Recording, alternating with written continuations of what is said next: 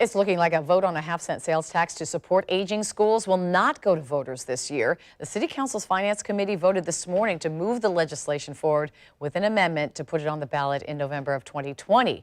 But the Rules Committee within the last 30 minutes voted to defer the legislation, meaning it likely won't be voted on next week by Council.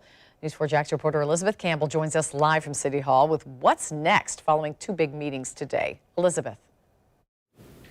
Well, quite a mood change today here in City Hall amongst school leaders and supporters. This morning, they left City Hall chambers feeling pleased and encouraged after the Finance Committee voted to move the legislation forward. But within the last 30 minutes, they left those same doors, this time feeling a bit discouraged and disappointed after the Rules Committee decided to defer the legislation, which right now means it is unclear if and when this will go to voters.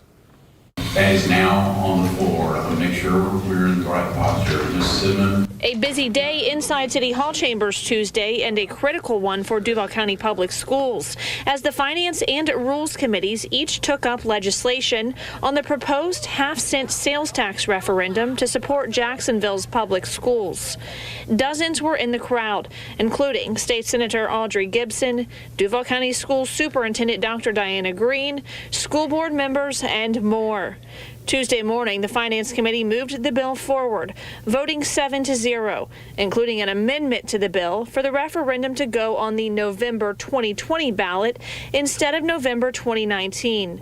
Although the school board was pushing for 2019, Board Chair Lori Hershey says she's still pleased. So at this point, whether 2019 or 2020, as long as the voters get the option to choose, you're in support of that? Absolutely, because we need community support. It's a shared responsibility. And if you look at cities around our state, like Orange County and St. Johns County, who have chosen to invest in public education, they have been successful and they've flourished, and sure would be exciting to see Duval County do the same.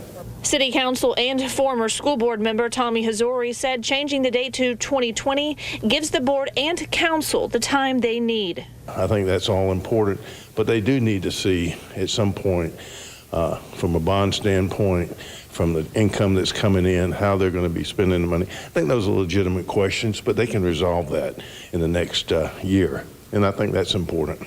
The Rules Committee then took up the legislation in the afternoon.